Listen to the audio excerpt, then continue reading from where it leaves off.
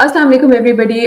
Thank you so much for joining us for another episode of Pakistan for Us. And we have an amazing economist from Pakistan with us today, who is also the former chairman of Economic Advisory Group. He has been the CEO of NAVTCC, he has been the CEO of Hunar Foundation, IGI Financials. वो अरब news में लिखते भी रहते हैं. और I'd like to welcome Syed Javed Hassan sahab with us today. Thank you so much for joining us today, sir. Thank you very much, Anam, for having me. I look forward to this discussion. We've exchanged notes before, and it's always been very productive. So this hopefully will be a very productive discussion.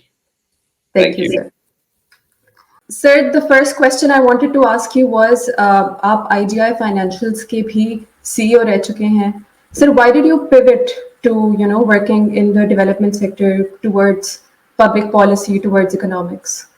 I think I'd worked quite a few years, almost about 25 years in investment banking.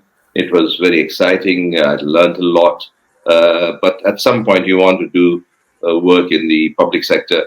I think much more impactful work is almost inevitably in the public sector, while in the private sector, you do a lot, and it's very important, especially in terms of scale in our kind of economies. It's really the public sector that can make the real difference. Unfortunately, we don't have that kind of either foundations or companies that can make a substantial difference across the society. And that was why one of the reasons why I joined as chairman of NAVTCC, which is National Vocational Technical Training Commission, which is the apex skills body in Pakistan, which again completely public sector. I have to add that I was doing it pro bono, so I didn't take any remuneration for it, but it was really a very rewarding experience for me in the sense that I could really contribute a lot in terms of skills training, in the changing the overall environment within that, and bringing some new thoughts there. But I always say, doing public sector work, one does it because one can have a significantly more impact in countries like Pakistan than in the private sector. Not to say that private sector is not important. Having said that, I'd like to add that I've worked in the private sector not only in Pakistan, but also in London and Hong Kong. And there also I was working with investment banks. And one of the reasons I have taken, I was not trained as an economist, so I have to make that full disclosure. I did an engineering degree from Imperial College and then a master's, but I did an MBA from London Business School and then went into investment banking. But as an analyst in investment banking, especially covering things like insurance sector, banking sector, which was the area I was focusing, especially in Hong Kong, you inevitably have to focus a lot in the economy, especially at the time when I went to Hong Kong, which was just post East Asia crisis in 1999. The economy, you could not avoid thinking and talking about the economy if you wanted to cover banking sector. Mm-hmm. Sir, the next question that comes to my mind is that your work, across the globe, aapne dunya mein jo, I think one of the best experts, you worked with them in investments, in financial banking, then you moved to Pakistan, then you joined the public sector in Pakistan, you were in NAVTCC for a lot of time. Sir, what is that key issue that, doesn't make the public sector so effective in Pakistan? If you have to name just one, I know there are many issues, बहुत से ऐसे issues हैं जो, हम बात करते हैं और अक्सर लोग बात करते रहते हैं. But वो एक top issue ऐसा क्या है जिसकी वजह से system is stuck? It's not, it's stagnant. I think if you see and I'm not trying to plug my articles, but if you see my last article, which I wrote, which was about why flawed elections really do not bring either political stability or economic stability or recovery. It's because there is essentially no accountability that is taking place. It's accountability that makes difference. It doesn't immediately become better. Now, if you have year after year after year, public sector companies, public sector institutions, even regulators, which have no form of accountability, what is there to incentivize them to become better? And accountability, and unfortunately, in the public sphere, happens either through very brutal means, like in some countries, and I don't want to name them, where they put you against the wall and shoot you if you don't perform, or if there's corruption. We obviously don't want to go down there. Or you get booted out of the office, and you get a better set of people every few years. And that is the best way of accountability. And this accountability should happen not only at the top tier, at the federal level, but it should happen at the provincial level. And most importantly, if you see in what's happening around the world, it happens at the city level, at the municipal level. So even within a city like New York or London, you have boroughs or you have councils within a city, and each one has elected member, and they all are subject to answer to the public. So that having to answer requires performance, and that is how accountability takes place. If there's not going to be accountability, if you are going to have even the best of experts, and they're not going to be asked what are they going to deliver, you're not going to get much performance. And that fundamentally is our problem. I mean, we have a thought process where we think, and it's almost a colonial thought process, that we can get some very bright people, and if we give the bright people a set of targets, they'll somehow or the other, because they're such good technocrats, they'll achieve it. I can promise you the best of technocrats, the best of geniuses, if they're given power where it is not accountable or subject to scrutiny to other people, they'll misuse it, or they'll not perform to their best ability. The reason why performance takes place in competitive environments is because there is pressure, there is accountability, and there is competition. If you don't perform, you get kicked out or you lose out. And I think in a strange way, it is the overall economy. We see the same in business sector. You see companies that go on for ages in Pakistan. It's one of the few countries you don't see any takeovers, you don't see any sellouts, you don't see them going bankrupt. They go year after year after year. So for 30 years, 40 years, and we take great pride in that. And look in dynamic societies, companies get taken over, they go bankrupt, they get liquidated, they get bigger by merging, because you're all the time having to live up to what the markets need. You don't have that. So, sorry, long answer. Why don't we perform? We don't perform because there is no internal mechanisms for competition and accountability. Mm-hmm. Sir, so from this, exactly this is what I wanted to hear, accountability, right? There is no accountability. I have worked in the public sector for some time, और मेरा experience of course आप जितना expensive नहीं है, but जितना मैंने भी देखा है उससे मैंने यही सीखा है कि जब कोई सवाल नहीं करेगा, कोई जवाब नहीं देगा, तो ये इशू बढ़ता ही जाएगा. Anam, you're far too modest. You're very incisive in your thoughts. I've been following what you write and say, and there's a lot to learn from you as well. Thank you so much, sir. Coming from you, it's a huge compliment. Sir मैं इससे next ये सवाल करूंगी, because इस तरह की podcasts बनती रहती हैं, इस तरह के इश्यूज डिस्कस होते रहते हैं, अकाउंटेबिलिटी फिर भी नहीं आती, and it just keeps on happening, it's a loop. But आज you're here, you're an expert, you have so much exposure. I wanted to ask you one key question again about the economy in general of Pakistan, right? So there is no accountability even to the lowest level. But अगर हम बड़े level पे देखें, जहाँ पे political policy भी थोड़ी unstable ही रहती है, because how leadership keeps changing, how bureaucracy keeps changing. But sir इसमें मैंने कुछ हमारे जो कोर इश्यूज है ना इकोनॉमी के, वहाँ वो अपनी तरफ से लिखे हैं from my own knowledge. I wanted you to pick and choose, not just from this, from whatever issues you think कि हमारे टॉप 3 इकोनॉमिक इशूज हैं क्या in your opinion, and why. Acha, I would want to focus on 2 of these things: 40% stunted growth and 78 million illiterate kids. And those to me are critically important. I mean, we focus a lot about GDP growth, budget deficit, per capita income. Those are great, they're important numbers. But what really matters to me, and for the vast majority, and that's what policy makers should be thinking about, is the individual's life. These are people, the 78 million illiterate children. What future do they hold? We really have to look at it in terms of the humanity of it.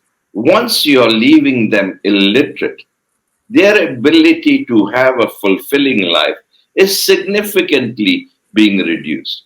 Those who have not been fed properly, because of that, they are becoming stunted.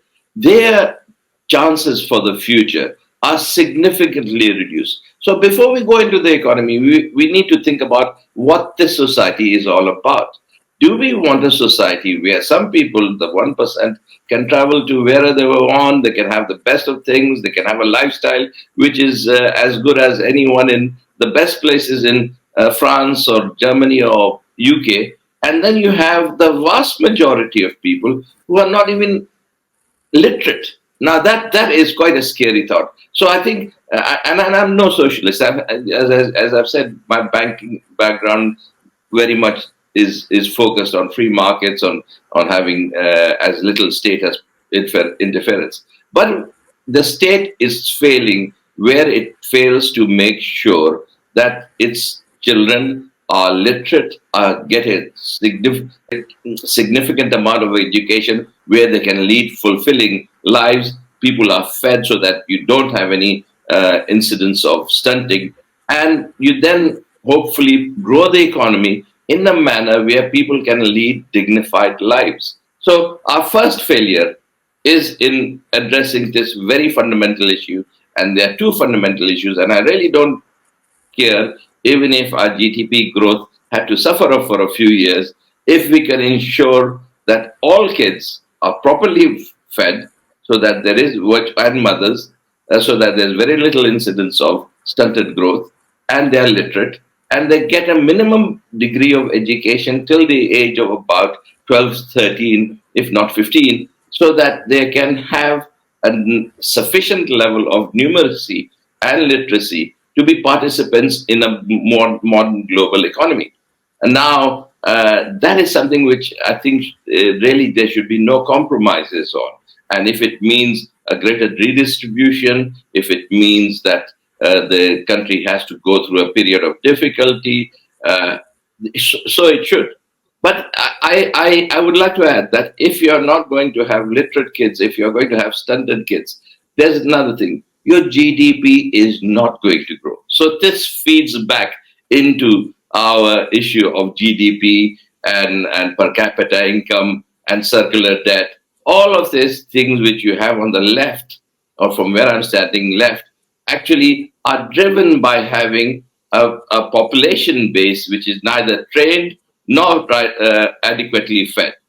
So I certainly sound almost like a socialist. I'm far from it. I don't want to be in any way considered a socialist. But I think if we want to think in terms of the economy, and if we want to think in terms of society, we have to think about these very basic, very boring issues.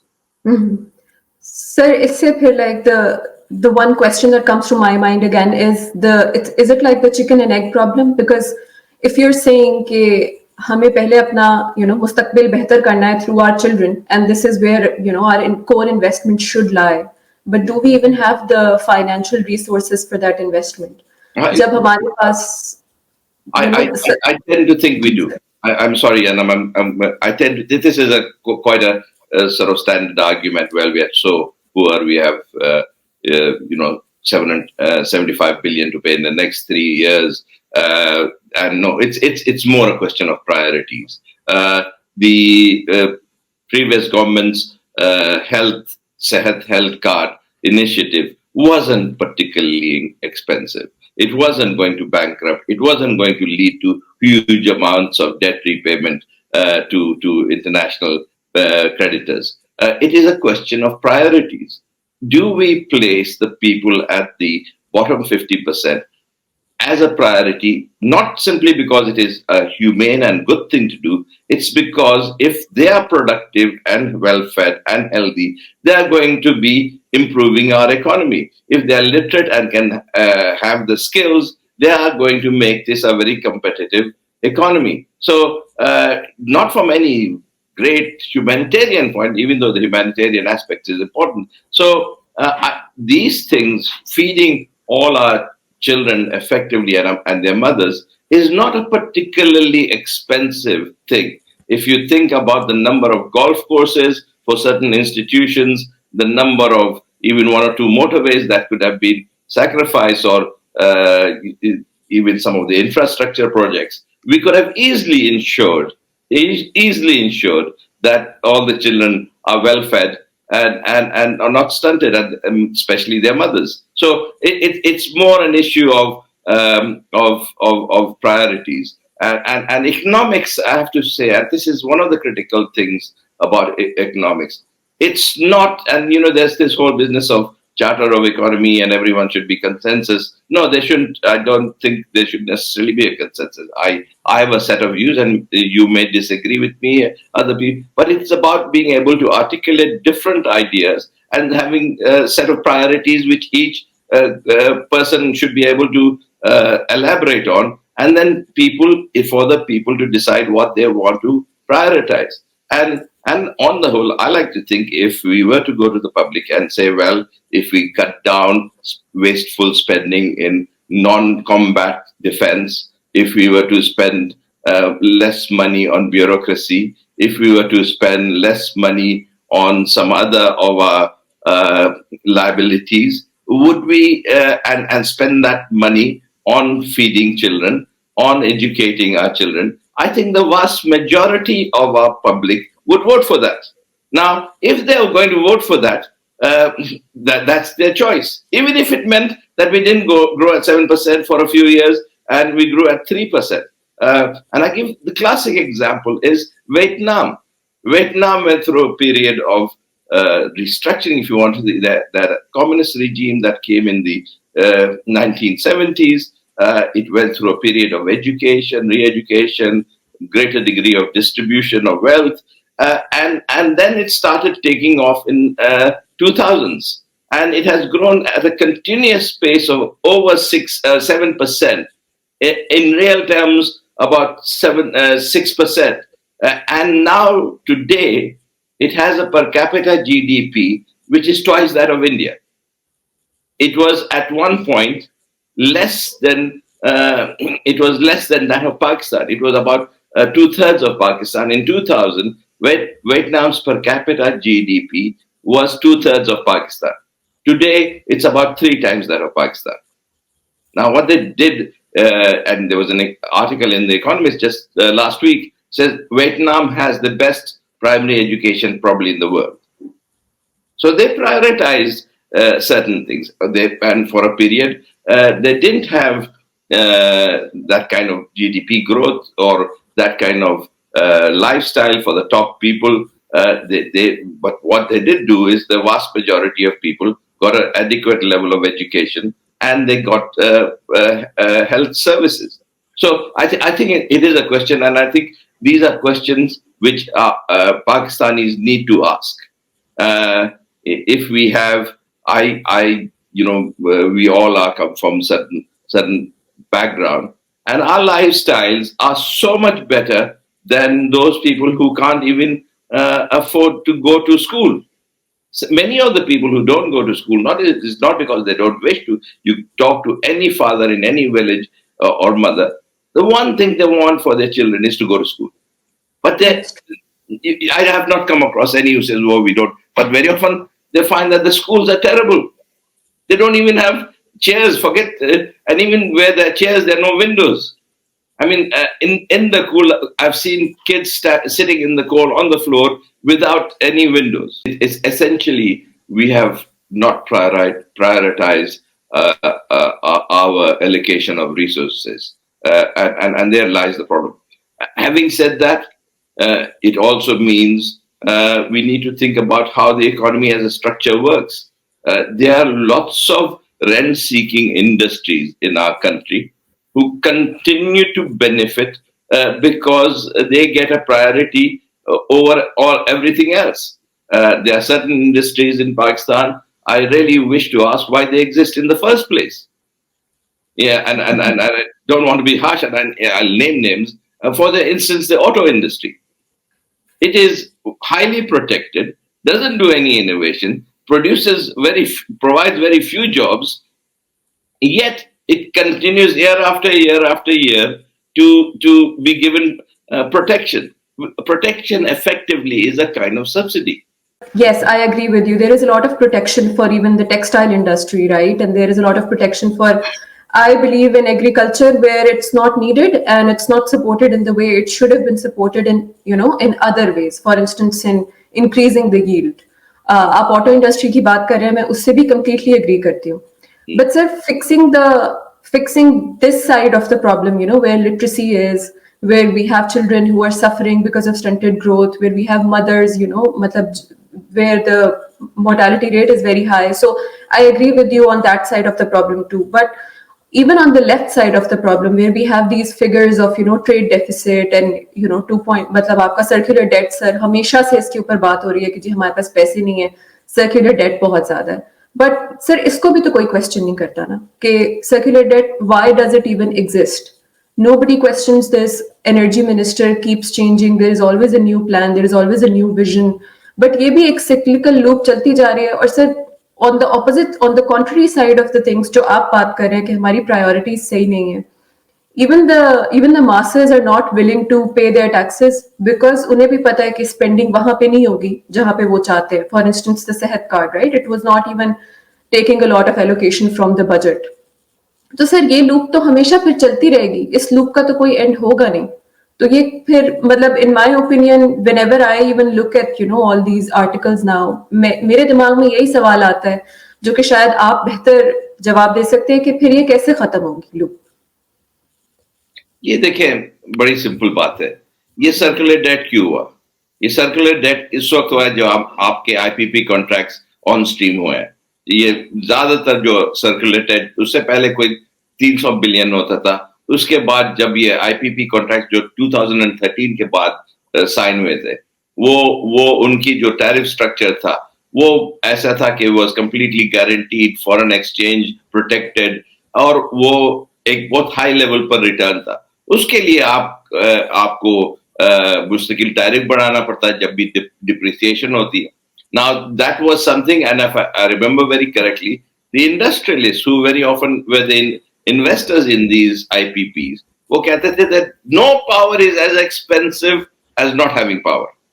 Now, and they said बस किसी दाम पर भी कोई बात नहीं, आप बस make sure we get power. अगर power करिएगा, if you have, it doesn't matter किस 9 cents per हो, 10 cents per हो, 12 cents, just make sure there is power. And once there's power, our exports will dramatically increase, and we'll create so many jobs. Just make sure, and we will, and many of them were investors in this. And then you had the IPPs, which now we have something like 40,000 megawatts, when you actually have transmission ability for only about 21,000. So, and all of these were on fixed basis, take or pay basis. Now, we are not even utilizing some of this energy, yet we are having to pay for it. So that's where this circular debt is coming. And it comes from, again, the sort of rent-seeking class, which effectively has monopoly on power, made sure that they had these very unfair contracts in place. And now that it's in place, they say, well, ye karena ke tariffs, bring them down. Because tariffs are not acceptable, they are too high, and we can't compete. So they're having it both ways. Now, fundamentally, I think there's very little that can be done unless we, even though people talk about savings through transmission losses and better collection, I think those are minuscule. What really has to happen at some point, if it's is essentially renegotiate the tariff structures. Now, if it can't be happen, then the industry has to adjust and just live with it, and we basically have to go into industries where it can bear the burden of higher rates. That's the simple reality. There is no reason why the public should be subsidizing. But let's come back to something which you pointed out in one of your slides, where we have the fact of the matter is our GDP to tax to GDP ratio is 10.3. Let's see how much is given to something like Ehsas, which is a support scheme. It's only about 400 billion or probably less. That's virtually nothing. Compare that to the annual circular debt. Compare that to the subsidy that is given to SOEs, non-performing SOEs, which the losses are something like 750 billion or 800 billion. Compared to the tariffs, the subsidies that are given to industries, various subsidized form of loans. So in terms of just Ehsas, or which would go a long way to make sure that children are fed well, we really allocate a very small proportion. I don't even want to go towards defense spending. So I think to say that we don't have the resources, I think is patently unfair and probably just a distraction. The other point is this is a country of 250 million. Only about 1 million people pay tax. You have vast sections of society, of businesses, which are basically free of paying taxes. So whether it's agriculture, whether it's retail businesses, and many other sort of professionals who work in the cities, who otherwise are very cultured people, receive cash payments and they're not part of the tax day. Now, why do we only have about 10% tax to GDP ratio? There are comparable countries like India, where it's higher, above 20%. Turkey used to be a country which had very low in the 80s, a low tax to GDP. Today it's closer to 25, 26%. Now, imagine if we had 15, 16% tax to GDP ratio, would it be difficult to ensure that we provide adequate education and proper health? I'm saying, let me be very clear, Anam. Just having the money doesn't mean that we'll do the right thing. But what I'm saying is that this business of not having the resources, I think this is a fallacy. This is something which we say we can't do because we don't have the. We just have not prioritized it. Our policy makers have not seen this as a fundamental requirement of what this society is all about. And it really comes from an attitude of the society, of the elite, which actually controls the society. The elite sees the vast majority as not necessary to educate or feed properly, and they see them as essentially slightly better than shaitan. They're just there to be exploited, and that's a sort of attitude. Now, again, this is fine, and the elite has done extremely well. They have most of the elite continue to do year after year after year. As I said, you see very few businesses, big businesses, going bust out or them losing out. Most of the mill owners of various kind, you see new Pajeros and new cars every year. So they have great lifestyles, and they continue to do well. But what is interesting is it is not for them to necessarily change their attitude. It is for the policymakers. It is for the government to be sure to make sure that the society has an effective allocation of resources. So these are questions we need to ask very deeply. What are priorities? What is this economy for?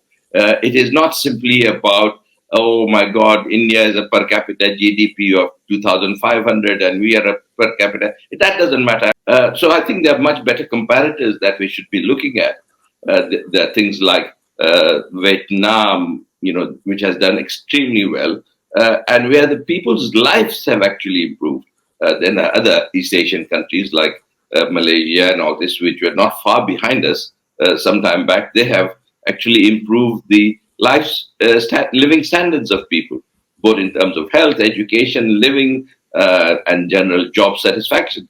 So what I'm trying to say is numbers are important, GDP is important, but that by itself does not tell the whole story. Bilkul, sir, I completely agree with you. And then you said something in the middle that these are the right questions to ask. कि resources कितनी लगी थी एहसास programme पे, health card पे, pension scheme को इस तरह से हमने चेंज किया जब केपी में कि it doesn't actually leave like a stronger loophole in the system. कितनी रिसोर्सेज लगी थी, कितनी फाइनेंशियल एलोकेशन हुई थी इस चीज पे, और कितनी रेजिस्टेंस आई थी? ये सवाल बिल्कुल सही है सर, और ये सवाल पूछने भी चाहिए, बट इसमें फिर यही चीज है सर कि ये सवाल कौन पूछेगा, right? The masses that we are talking about, the children who don't have the literacy to even write their names, वो तो आके नहीं पूछेंगे। The female headed household जिनकी सबसे, जो पॉवर्टी लाइन में सबसे नीचे हैं, वो भी नहीं पूछेंगे। जो बेचारा लोअर मिडिल क्लास पे बैठा है, जो अपने टैक्सेस पे भी कर रहा है, still they are making bare minimum to survive. Even if they ask questions, as you just said, they're like the third class citizens. Nobody listens to them, right? So what's the way out? Like who will ask these questions and who will answer these questions? I fail to understand that. Like I think कि ये इस चीज पे थोड़ी clarity अगर आप दें। देखिए, आई थिंक एक तो सबसे इम्पोर्टेंट चीज है, आप अंडर एस्टिमेट नहीं करें जो बेचारा हमारे जो गरीब तबका है, उनको वो भी यही सवाल पूछते हैं।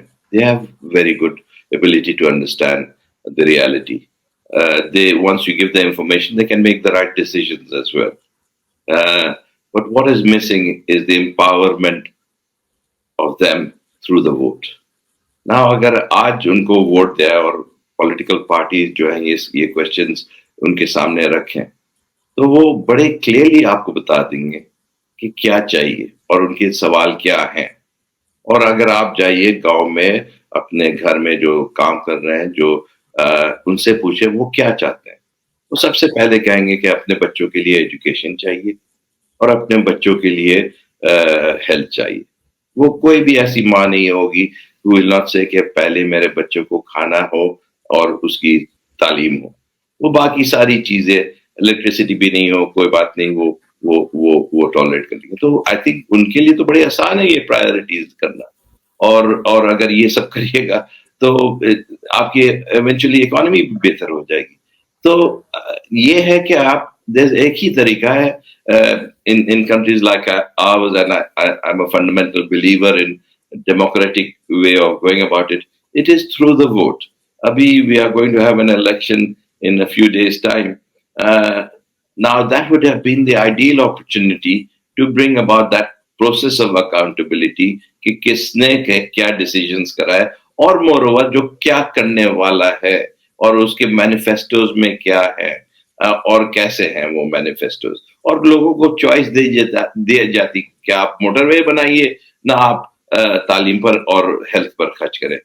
और हैं, आई थिंक अगर आप मैनिफेस्टोज देखेगा तो वो डिफरेंसेस हैं डिफरेंट पार्टीज में, मगर वो तो उसी वक्त एक्सरसाइज होगा जब आप कॉन्फिडेंट हो कि जो वोट पड़ रहा है उसका इलेक्शन में वही रिप्रेजेंटेटिव्स होंगे जो लोगों का जेन्युइन विल जो है वो रिप्रेजेंट करते हैं।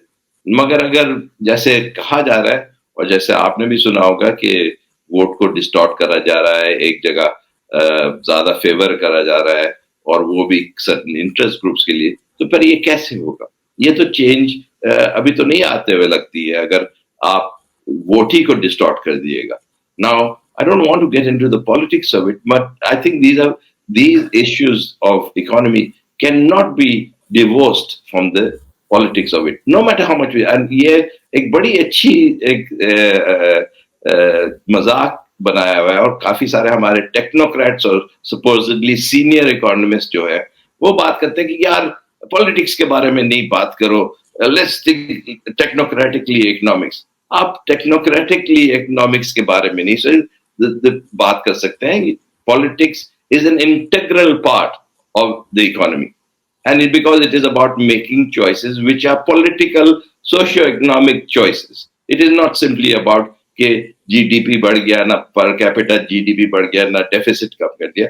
It is about making those fundamental choices of how you resource allocate. तो एंड ये बस उसी वक्त होगा जब आप अपने अवाम को वोट फेयरली एंड फ्रीली देगा, और जब ये नहीं होगा तो आप नीचे से नीचे चलते जाएगा। कुछ लोग शायद बेहतर करते जाए, मगर और कोई तरीका नहीं है। एंड जो एग्जाम्पल्स देते हैं ईस्ट एशिया की भी, वहां भी ऑटोक्रेसी थी, गलत देते हैं। आपने देखा कि इवन इन चाइना उनने जो है ट्रस्ट लेवल जो है, और कम्युनिस्ट पार्टी जो है, इट इज वेरी सेंसिटिव कि उनकी आवाम क्या सोचती। वो मुस्तकिल सर्वेस कंडक्ट करते हैं, और वो एक डिसेंट्रलाइज भी बहुत ज्यादा है। वहां म्यूनिसिपल लेवल पर और कैंटन लेवल पर और सिटी लेवल पर बहुत ज्यादा एम्फेसिस है। कम्युनिस्ट पार्टी हेड्स जो होते हैं एक सिटी में, they have to respond to the needs of the citizens in that city very much, और बहुत ज्यादा कंपटीशन भी है। सो वहां तो आप कहिएगा कि वो स्टैंडर्ड डेमोक्रेसी नहीं है, मगर एक लिहाज से डेमोक्रेसी है, इसलिए कि उनके सिटीजन्स को बहुत ट्रस्ट है अपने गवर्नमेंट पर, और जहां ट्रस्ट जरा से भी कम होती है तो कम्युनिस्ट पार्टी रिस्पॉन्ड करती है, and that's why the education has gone up, health has improve. Similarly आप देखिएगा ईस्ट एशियन क्राइसिस में Indonesia was failing to perform, it was a disaster of an economy, और despite being many times richer than Pakistan, वहां oil भी है, timber भी है, steel, iron भी है, it has every resource, but until about 1997 it did very poorly, and with only a very small elite doing well.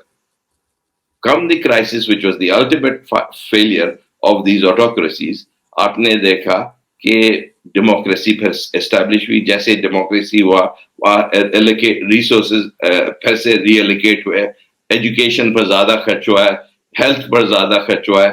उसके बाद उनकी इकोनॉमीज लिबरलाइज भी ज्यादा हुई है, फ्री ट्रेड भी अलाउ करा गया है, इसलिए कि कंपटीशन आए, दूसरे लोग आके दूसरे मुल्कों से कंपनीज सेटअप करें। ये नहीं करें कि बस अपने जो कुछ क्रोनीज हैं उनको फेवर दे और कि वो बढ़ते जाए। यहाँ बेसिकली है, यहाँ सो कॉल्ड कैपिटलिस्ट इकोनॉमी में कैपिटलिस्ट भी नहीं है, इट्स बेसिकली क्रोनिज्म के कुछ जो लोग हैं, जो फेवर्ड फैमिलीज हैं, उनको बस आप प्रोटेक्ट करते हैं, सब्सिडाइज करते हैं, और उनकी कंपनीज बढ़ती जाती हैं। तो ईस्ट एशिया में टू सर्टेन एक्सटेंट यही था, मगर after the east Asian crisis उनको ये सारा बेसिकली ब्रेक डाउन करना पड़ा, और बल्कि मार्केट ने ब्रेक डाउन कर दिया है उनके लिए, and they literally then had to restart, and once they restarted, they started on a better base of greater competition, more allocation for the things we are talking about, and a society which was much more productive. एक और paper और मैं आपको कहूंगा कि कभी बात करें, is an economist I greatly respect, Ahmad Pirzada, और उनके टीम ने काम करा है प्रोडक्टिविटी पर। ये नंबर्स आप सुनिएगा, प्रोडक्टिविटी लोगों को बोलते क्या है, ये तो एक नया नंबर शुरू कर दिया जावेद ने, मगर productivity basically at the heart, and if you think about it at an individual level, अगर आप एक चीज जो है बना सकती हैं, 1 यूनिट बना सकती हैं, और मैं ही वही कैपिटल और वही इंस्ट्रूमेंट्स लेके अगर 3 यूनिट बना सकता हूं, so I'm 3 times more productive than you. And what we have to see how societies improve in terms of the people working, improve in their productivity. And that is a very critical thing. And it goes back to health, education, all the capital investment in the tools you have to be producing stuff. Pakistan's productivity growth in the last 30 years, from exactly 2000 to 2018, productivity growth has already grown by 1.44%. 1.44%. It's been virtually flat growth. Next to nothing, yes. India's productivity growth in the same period has grown by about 4.33% every year. And if you think about it, compounded average आप करेगा तो उसका क्या effect होगा? You know the effect of compounding, वो multiply हो जाता है. बिल्कुल. बांग्लादेश numbers जो है report आपको देखनी पड़ेगी. It's called Stick in the Mud, and a very interesting report. वो कोई 3.8%.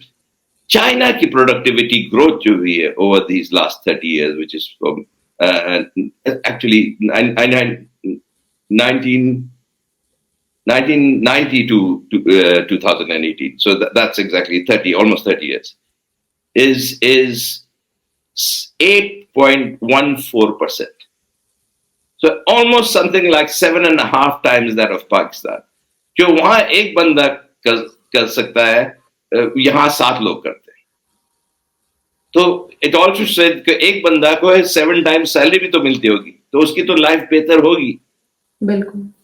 So basically there are many reasons for it, which includes हमारे यहाँ जो प्रोडक्टिव कैपेसिटी है उस पर इन्वेस्टमेंट्स नहीं हुए हैं, तो हमारे जो कैपिटल गुड्स हैं वो बेहतर नहीं हुए हैं, तो कैपिटल रेशियो एक चीज है वो कम। मगर एक और रीजन है कि हमारे यहाँ जो लोग हैं उनको आपने कैपेसिटी नहीं दी है कि वो अब्सॉर्ब करें अगर इन्वेस्टमेंट हो। तो वो देखें, बाहर से अगर कोई इन्वेस्टर आएगा वो तो देखेगा कि अनम में कैपेसिटी है ना जावेद में कैपेसिटी है कि इसको अगर इन्वेस्टमेंट दे तो ये इसको इस्तेमाल कर सकेगा। अगर वो देखेगा obviously Anam is brighter, more competent, चलो मैं अनम को इसके साथ मशीन लगाता हूँ, इसके साथ इन्वेस्टमेंट करता हूँ। And that is what has happened because our basic pool of labor has not been skilled, has not been trained, has not been healthy. Why should anyone come and invest in us? So these things have a circle in nature.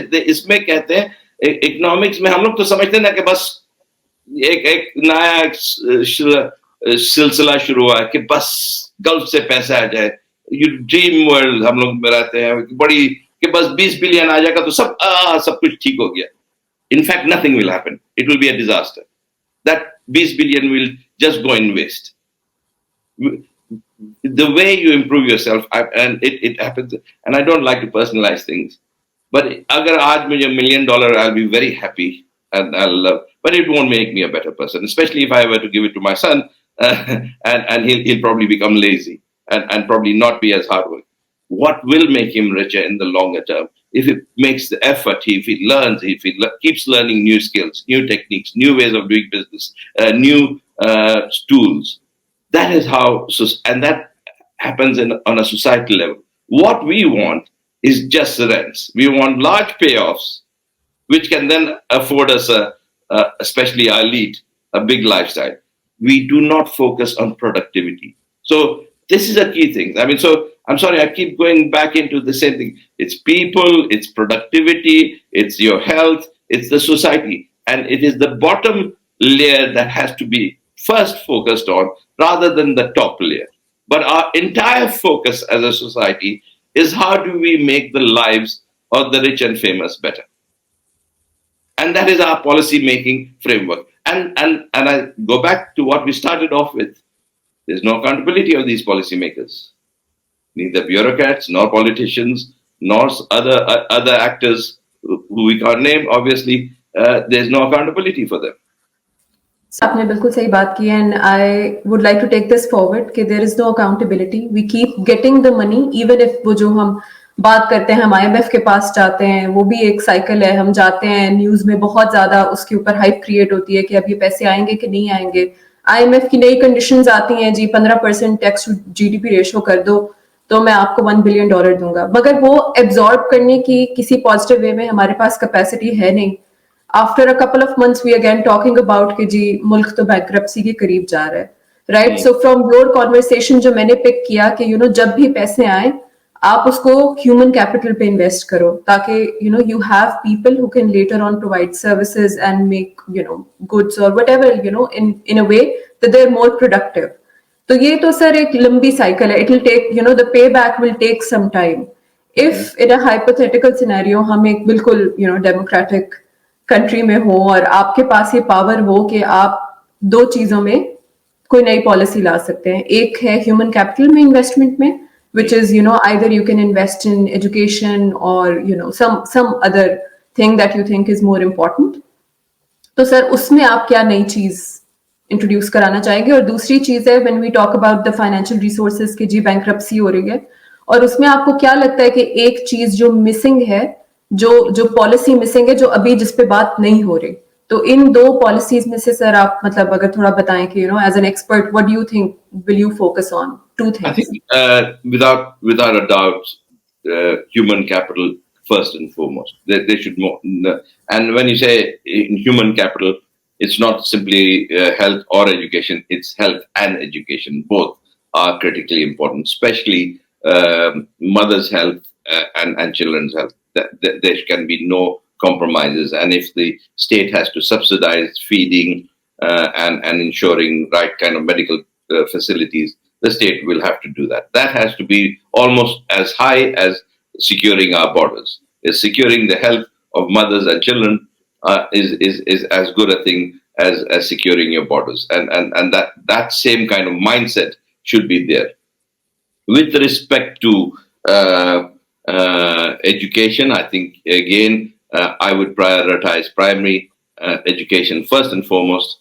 And if necessary, if it means reallocation of resources from higher education, from university education, probably we have too many useless universities, we should do that. But the focus should be on primary and secondary, and possibly also vocational training to have the skills so that people have, and really the overemphasis on universities, wo khatam karna chahiye. On further on, we need to think about, really we need to think about opening up the economy so that there are lower tariffs, which will also allow competition to come in. We should allow industries which really can't compete in the world. Any industry that cannot compete in the world and does not give our consumers the best options in terms of what they should be allowed to die out.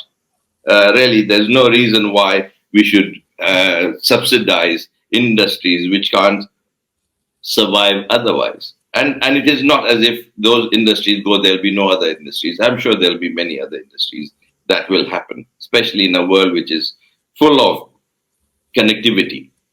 So really, we should stop protection. And if we had to bring down tariffs to 1% from currently whatever it is officially, about direct tariffs of about 11% or 10%, and many other indirect tariffs. So open up the economy. Then the other thing one would do, so as part of the opening up economy, one will obviously reduce tax earnings from import tariffs. So then you need to increase taxation or not increase taxation. You need to ensure that a wider range of people across various sectors pay tax. So there should be no one in the country, no group that is not taxable. And the tax level should have a certain uniformity. There should be equity. And once we have that, the revenue base will be there to do the kind of things we are talking about. Those should be the priorities. Uske baad, we should probably at some point have to talk to our lenders, get that this is a major restructuring of economy that is taking place. So we would need to restructure our debt repayments, especially external debt repayments, and possibly some of the domestic debt repayment. Because we can't do all of these things, which are very fundamental in the nature of how the economy is operating or structured. And for that, we will be in a much better position 3-4 years down the line, so that we don't necessarily want a haircut, but you give us a greater amount of time to pay back. So those are fundamental things. If I were finance minister tomorrow, which is very unlikely, you'll be all pleased to know, I would suggest. But I think in terms of actually becoming a productive, competitive economy where jobs are created, which gives meaningful lives, lives worth living, so to speak, for people, should be the focus of policymakers. And that is what I think the debate should be. And how does, rather than saying we'll make another road or we'll put another big power mill, power generating unit, what we really should be thinking about, how will we make the lives of most Pakistanis better? And that should be the focus. And how do we do that? We should analyze that threadbare. There should be no compromises in the debate, and some of this debate will be very rough, will be robust. People may not like each other for what they're saying, but we need to be able to have that very difficult conversation. That hasn't taken place adequately. Sir, I really respect you for what you've said, and I think you've picked up the exact sweet spots जो आपने अपनी policies की बात की हैं. इसमें से कुछ मेरे कमेंट्स हैं, बट मुझे लगता है मैं कॉन्वर्सेशन को डाइग्रेस कर दूंगी, जिसमें So please do add. I'd love to know. Sir उसमें एक कमेंट ये है जो कि हमें बहुत शोर सुनने को मिलता है अबाउट कॉर्पोरेट टैक्सेस, राइट? उसकी बात होती है कि corporate taxes rates are already very high as compare to global tax rates. और दूसरी बात जो मैं इस टैक्सेशन वाली आपकी पॉलिसी से पिक करूंगी would be agriculture tax, right? और उसके प्रोज एंड कॉन्स, मतलब उसके लोग बहुत बात भी करते हैं कि हाँ उसमें फेयरनेस भी नहीं है, रेट्स भी बहुत कम है, और उसके ऊपर पाकिस्तान में कभी कोई बात हुई नहीं है। उसमें पोटेंशियल है कि नहीं है? इन your opinion, what do you think about that? I think corporate taxes is a tough one. I think fairness, I generally hold with the view that ज़्यादा differences between different sectors नहीं होनी चाहिए. There has to be almost uniform tax. एक बड़ी important notion है in terms of taxation, and that is called equity. It should be, especially between individuals, there has to be a higher level of equity so that everyone is a tax contributor. Obviously, उसमें progressivity भी होती, but between different sectors, whether banks should pay more or milk producing sector should pay less, I think by doing that we do very dangerous things. We don't know the ultimate results of it. By incentivizing one sector over another, we actually create distortions, which today we may think may be very good, but create problems later on, which we find it's very difficult to reverse. So the best way is to have uniform, equal taxes across all sectors, and not try and favor one or the other. And that's my principle in it because it is very difficult to sit down and decide today what may happen 10 years down the line. And the problem is when you set it down today, it actually carries on for a long time. So the best thing is have uniform taxes, have taxes as low as possible, which includes as many as possible, and be sure that it is applied effectively, so that there are few leakages in that. So that everyone knows, since everyone else is paying taxes, I must have to pay taxes. And I think once you do that, tax collection becomes very easy. Because there are so many, it's so complex, so many loopholes, there are a large number of people in Pakistan not paying taxes, and that should not happen. Completely agreed, sir. Sir, last question मैं आपसे ये पूछूंगी कि as an average Pakistani, what are the core concepts of the economy that I should know, जिससे मुझे पता चले कि हमारी इकोनॉमिक हेल्थ कैसी है, जो कि आई थिंक आपने पूरे सेशन में काफी दफा आंसर किया है, but just to crystallize and summarize it, कि वो ऐसे कौन से कोर कॉन्सेप्ट्स होने चाहिए जो सबको पता होने चाहिए? आई थिंक दो चीज, एक तो एक ह्यूमन लेवल पर देखना चाहिए कि हमारे यहाँ क्या मोर्टेलिटी रेट क्या है, हमारी लाइफ स्पैन्स क्या है, और कितनी बच्चे जो है वो एजुकेट हो रहे हैं, और कितने. Those are very fundamental. Even though they may not seem economic measures, they really should be top of our mind as any social scientist to be looking at in terms of living standards and their effects on people's lives in terms of lifespan and health. Those should be very much on top of it, and those should be driving policymakers. But uske baad, obviously, the top measures are per capita income. But per capita income में देखना चाहिए कि कितने लोगों को actually उस किस्म की पर कैपिटा इनकम मिल रही है. So the distribution of that is very important. आप ये भी हो सकता है दो लोग हैं और पर कैपिटा इनकम जो है वो 100 है, मगर एक को 200 मिल रहा है, एक को 0 मिल रहा है, तो वो 100 हो गया. So that is not the kind of per capita income we should have. Ideally, it would be great if both were earning 100. So I think the distribution of that income and how that per capita income works is very important. And I think one of the failures of countries like in Pakistan, including India, is that per capita income is a very distortive number. People actually focus on the wrong thing. we really need to be seeing how the bottom 50% is also doing with that per capita income. Then we obviously need to see growth. We need to focus on the standard things which everyone talks about: exports, debt repayment. But those enough people focus on. But really, I think we really need to look at how the lives of individuals can be made better. Until we focus on the lives of the individuals and the consumers, we will not get the economy as a whole right. I completely agree with you. Thank you so much, sir. Thank you so much for your time. I had an amazing conversation, and there are so many things I still want to talk about, but already we are running out of time. And I think we should have one session post-election where we I look forward discuss. to that. I look forward to that.